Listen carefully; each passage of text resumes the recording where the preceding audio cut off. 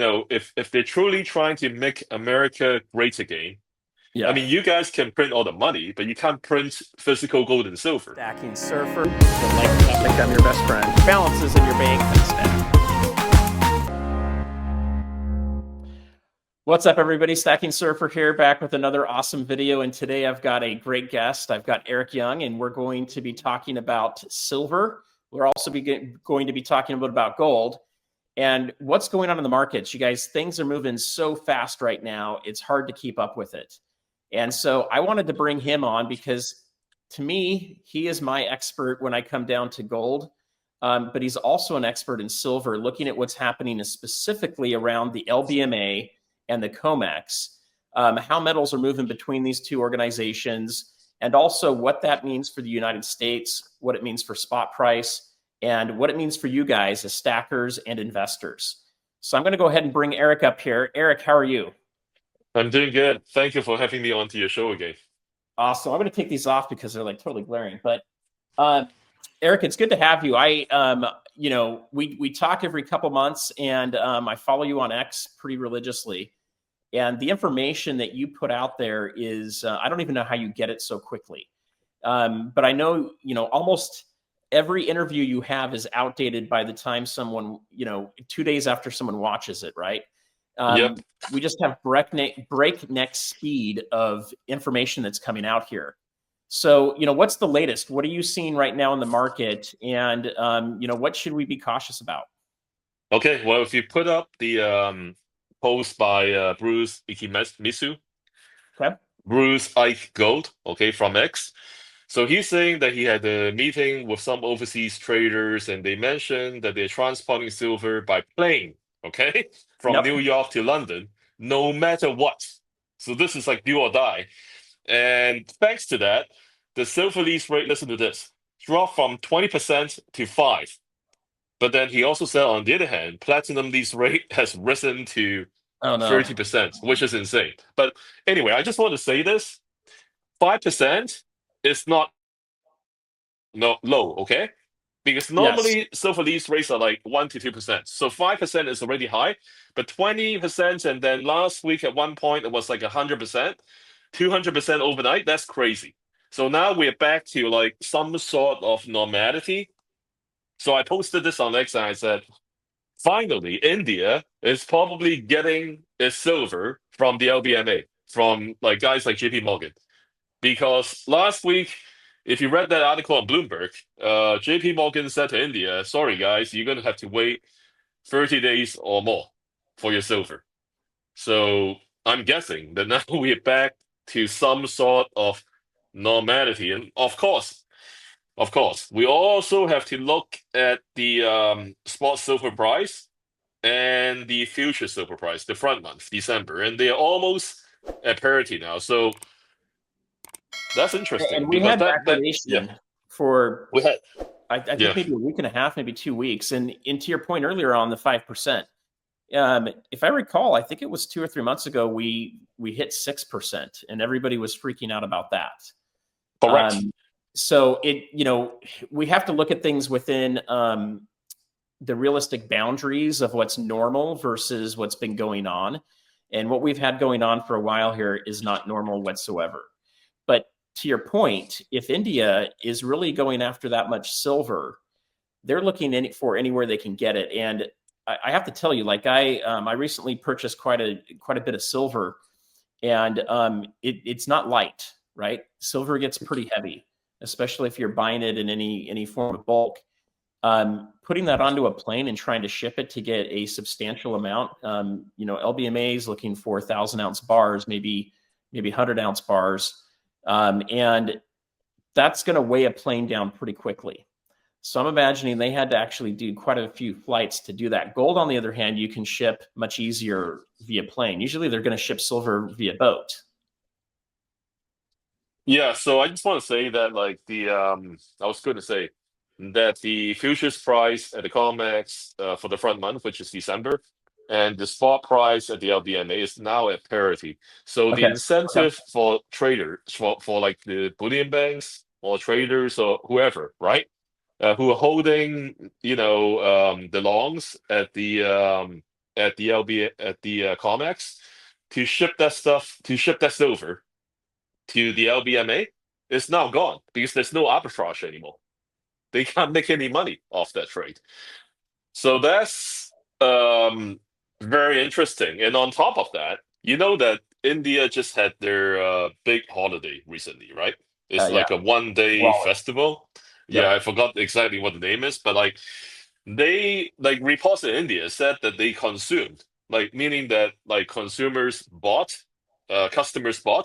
1,000 metric tons of silver in 1 day. Holy So moly. that's what? That's 35 million troy ounces. Okay.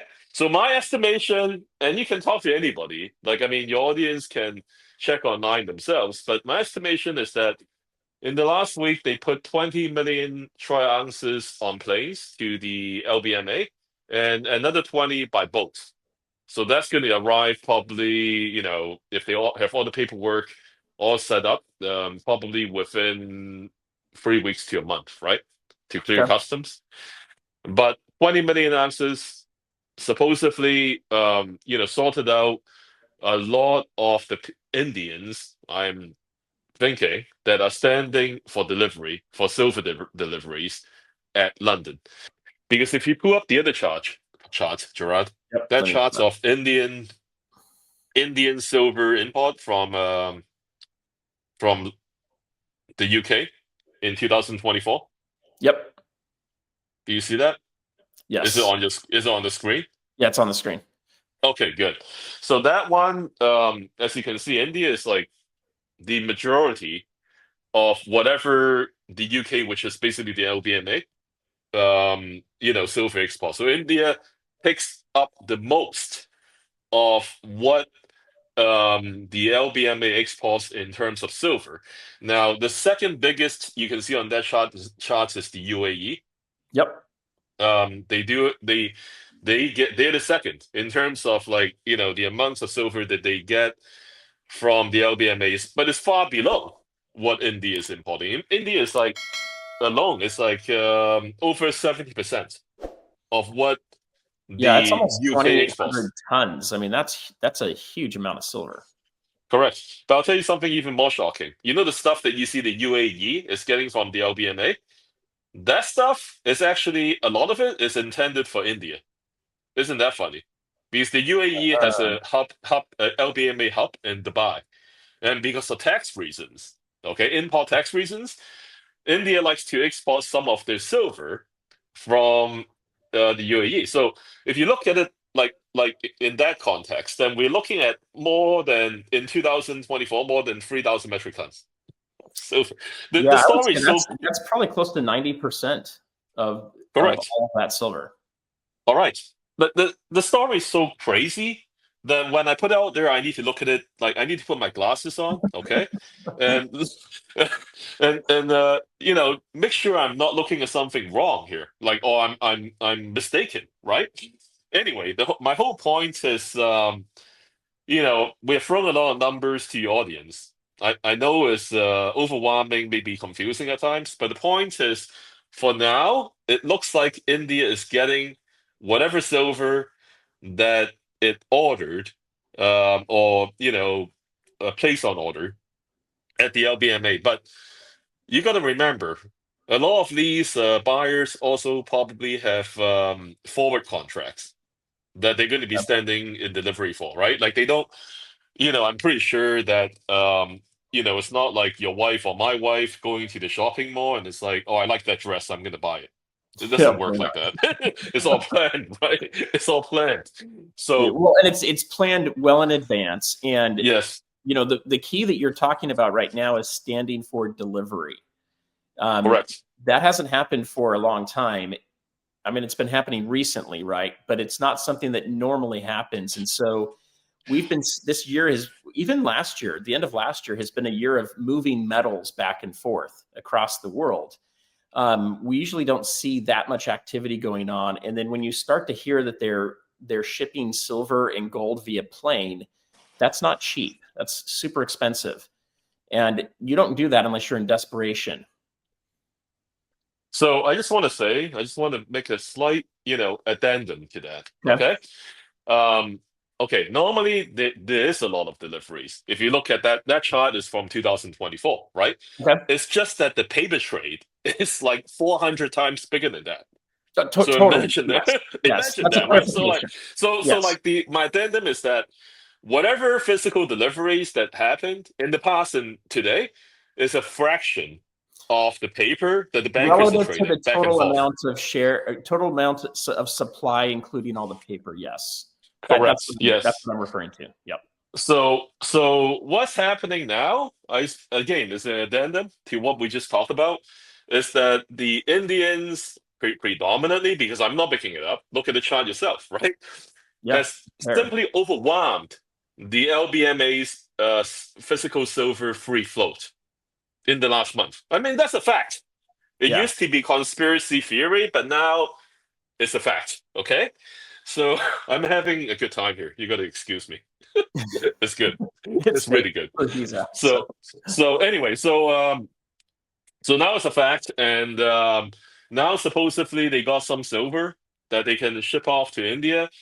But the question is, with the arbitrage closed, how much more silver are they getting from the US? Because I mean, apparently, most of the silver that the LBMA has been getting recently is from the COMEX. So it's you guys, Americans, who are bailing out the British, okay, the LBMA.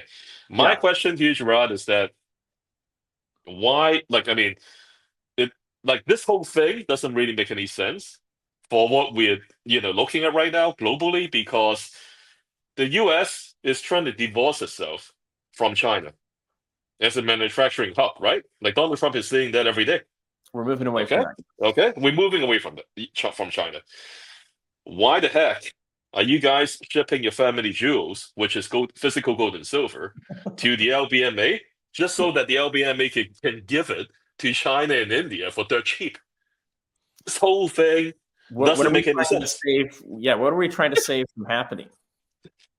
Well, I think like that. This leads me to the next thing. There's as you know, Gerard, we were talking off camera.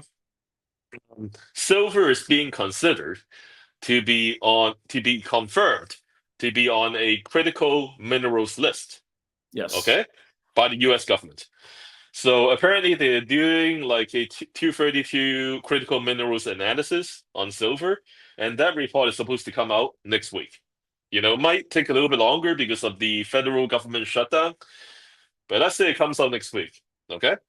I mean, does it make sense for them not to put silver on the critical mineral list? I mean, would they even have said that silver is being considered to be on the critical minerals list if they didn't think about the consequences of physical silver not being on that list, which is what I just said. The stuff is going to the LBMA and straight to China and India. Well, and I don't have the data to substantiate this, but I've heard that we've used a lot of our strategic reserves to make, American products like American silver eagles and other silver coins. And we haven't had it on a strategic list until this year. Additionally, we have had a lot of munitions being shipped over to Ukraine. We got to replace things. One of the things I've talked to Andy Schectman about is specifically when you get into things like cruise missiles, the understanding is that there's about 500 ounces or about a monster box in a warhead of one of those. And you don't make a few of those, you make thousands and tens of thousands of those. If those are being used up or they need to be replaced, it's going to take a fair amount of silver to do that. And so when we look at strategic, it's not just industry of say chips and manufacturing and AI, EVs and solar panels. It also comes down to things like military and defense. And that can start to really, change the weights and balances of what's available and what we do with it. And to your point, why are we shipping it all out if we really need it ourselves? Yeah, so I mean, I agree with you 100%. If the US government is truly, if they're truly trying to make America great again, I Yeah. mean, you guys can print all the money, but you can't print physical gold and silver. Uh, Why it doesn't work, guys. exactly? So why ship it off to some British, UK banker so that they can ship it off to China and India? It doesn't make any sense. Anyway, No. I can talk about this all day, but we're gonna find out next week or the week after. It's gonna happen. We're gonna find out, and then I'm sure you invite me to your show again, and then we can talk Yeah, about it at that we point. definitely Yeah. will. So tell me about this other chart. We've got one more chart here too. Yeah, that's just the gold chart. Like, who imports the most amounts of gold? Who imported in 2024, and that was China. And the second place from the LBMA. The second place is actually Switzerland. And if we probably talked about this already in the past, right? I think we have. Switzerland, Yeah, you could yeah, we reiterate. have. In 2024, Switzerland did ship a lot of gold to China, but in the second half, in the end of 2024, and then, most of 2025, 90% of the gold that the Swiss refineries made went to the US. All right? Like that's supposedly, not confirmed, but it was supposedly a US government operation that was initiated by Scott Bessent, okay? To get all that gold and silver Yeah, and back. I've got So, my, I got my yeah. theories around that, but I know we were looking to do an audit of Fort Knox, and then it's been cricket since. Yeah. So there's definitely something going on there. Yeah, so back to my point, why, you guys spent so much time and energy to get that gold and silver from the LBMA for most of 2025. Now you're gonna ship it all back to the LBMA just to be shipped to China and India. Like, I can't make like a comedy, a sitcom, or like a funny movie, right? Like a comedic movie that is funnier than this if they were to ship it all back to the LBMA just to be shipped to China and India. So that's it. Yeah, I agree. It's I don't have a great analogy. I'm trying to think of an analogy of it real quick, but I don't have a great analogy of it. But basically, to me, it's kind of like banks, right?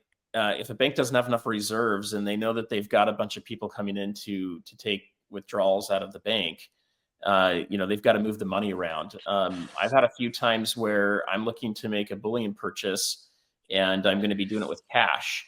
And I'll go to the bank and they're like, we don't have that much cash. And I'm like, how do you not have that much cash? You got all these people that are depositors around here. And I've had to order it and it'll take a week to come in. And when I get it, it comes in with Federal Reserve note bans on it, which means that they weren't even borrowing it they weren't moving it around from another bank of the same brand, right? The same company. They were having to get it in from the Federal Reserve. So, I've seen interesting things like that happening where it's like, why is the bank having to get money from a Federal Reserve? Where they just don't have a lot of reserves. And I think that's what we're seeing with the LBMA and even the COMEX. The reserves are very low based on the total amount of gold and silver that's available, including the paper that's out there and the deliveries that are coming in. I don't know if do you follow David Bateman at all? I do. He's actually I talk to him once in a Okay. while, Okay. or like actually pretty often, I guess, right? So he owns a lot of silver, which is awesome, He owns a lot of silver. and he owns a lot of silver. He told me that one of the reasons why he decided to buy it back, I guess in 2024, was because he was reading some of my posts. Okay, so Oh, I'm wow, that's awesome. very happy. Not only him though, right? Like, I don't. I'm not only doing it for the big accounts. Anybody, right, who wants to protect themselves with gold and silver, if they read my post on X and they find inspiration and useful information out of that, and they ended up protecting themselves, buying gold and silver at a fraction of the price that it is right now, by the way, in 2024. Like gold, I think was like half of what it is right now. Less than half, actually. I'm happy. I'm here to help. I'm here to try to educate the people who would listen. And basically, I'm helping them to help themselves. They have to pull the trigger, not me, right? It's their own finances. So what I'm That's going it. to show here is Yes. there's a lot of crowdedness on the X platform here, but if you look at the middle, this is Eric's page here, guys. So if you're not following Eric, I definitely would go and follow Eric. I look at his stuff every day, multiple times a day. And then we'll even have chats. Eric's been great about getting back to me on IMs, and we'll share things back and forth. And you can see he's got a good chunk of followers, but it's not just that. He makes a lot of posts, 120,000 posts. That takes some time to do. But the posts are all very meaningful. So you'll see some of the posts we've talked about here today. There's a few others in here too that you'll see, and then every once in a while you'll get an ad in there. But there is a lot that's going on, and Eric, he does a great job of getting out there to share some of his message. So in between the times I have him on here, you can definitely follow him on that as well. But what I wanted to do is, talking about, just looking at what's going on out there and silver. And the reason I bring up David Bateman is he's put posts out. He's shown pictures of how much silver he's ordered. And he wasn't just buying a couple silver coins. He was getting a delivery in from, I believe, the COMEX. And it was coming in 1,000-ounce bars. And a huge delivery. I think on his post, he said something around $800 million worth of silver last year. Obviously, silver's gone up, so it's worth more than that today. But if someone like him that has been successful in tech, and that's where I know him from, is in tech in Utah. I did some tech startups back in the day. But if someone like that could be buying Bitcoin, that could be buying real estate, that could be putting it into other businesses, is going into silver and gold, that person's very committed. That's not going to be we're not talking a couple monster boxes of silver or a couple bars. We're talking about, like, where do you warehouse this physical stuff now? It's a lot. And so it takes a big commitment for someone to do that. So Eric, I guess kind of the last thing I wanted to chat with you about is, how do you recommend people get prepared for things like this? And, what are you seeing out there? Are you a person that likes to physically stack as well? I believe you are. And, do you stack both gold and silver? And do you ever touch platinum? Well, I'll tell you, Gerard, I'm a big stacker. I have physical gold, physical silver, and also physical platinum in the form of platinum jewelry because it's a little bit more liquid than Okay. than actually, platinum bullion in Hong Kong anyway, right? Okay. But gold and silver, of course, in the bullion form, and silver, I own a lot of like maples, American Yep. Eagles, and gold, I own the Hong Kong Gold Exchange Gold Good Delivery Bars. So there's a misconception out there. People think good delivery bars are no longer good delivery once they leave the exchange. That is not true. Okay, good delivery bars are always good delivery. Like the good delivery bars that David Bateman has. Those are still good delivery, even though after he withdraw it, from the COMEX, it's still good delivery, as long as he doesn't damage it, change its shape, and everything is up to like the COMEX eligible standard. Then he's So all good. Same, he can always send it back to them and correct, go the other direction. correct. And Correct. As long as they verify it, it's okay. They admit it. It's like my stuff, right? If I want to sell back to the Hong Kong Gold Exchange, they take a look at it. They verify it for purity, dimensions, markings, etc. As long as it's eligible, it's all good. Goes right back into circulation, into the exchange. so what I'm hearing from you is you like to have things that are fairly liquid, that aren't obscure, that you Absolutely. can back out of if you need to. Well, especially for gold, because I don't want to be like, going around to like 1,000 different coin shops to try to sell my gold. If I have like, I'm just saying, like, I'm not saying that that's exactly the number. Let's say I like my gold turns into $20 million, let's just say, okay, in a couple years, US dollars, and I'm trying to sell it. I want to sell it to the bank or like a gold exchange or a smelter for the gold exchange because they have deep liquidity in terms of fiat liquidity, right? They can write me a check for $20 million right away. Whereas, like I just said, if I sell to LCS, like local coin shop, I got to go to like 1,000 guys, and they're going to ask me to wait for like a week Oh, they're to going to pay cut me. your bars up too. They're going to be like, I can take a part of that. I can't take a whole bar, maybe. So there So, you are, right? So that's why I did what I did. But like, in terms of stacking, that's what I do, and I think, people just have to do what they're comfortable with. But at the end of the day, it's always good to stack physical instead of the ETFs, because, like they say, if you don't hold it, you don't own it. I completely agree. And that's what I've been doing. I've been adding to my stack all year. And I've been doing it since 2021 is when I really started getting into what I would call stacking, where I was accumulating a substantial amount. And like anybody that's watching this, if you're not in the United States or you're not in Hong Kong, right, in that area, there's going to be different product that might be more liquid for you in your country, in your area. It's best to get to know your LCSs. It's best to get to know refineries and smelters that'll buy back from you. It's also good to get to know other online dealers. Like one that I recommend is Andy Schectman with Miles Franklin, that can give you a bid and potentially have you send in the metals to sell when that time comes. As always, I like to put my exit strategy in place before I go and buy. And some people may say I'm going to stack forever and just pass them to my kids. That's great. If you can do that, that's wonderful. But there may become a time where it's more advantageous to move out of some of your metals and move into other things like real estate and stocks and businesses. And so you want to be able to have those options there in case you decide you want to use them.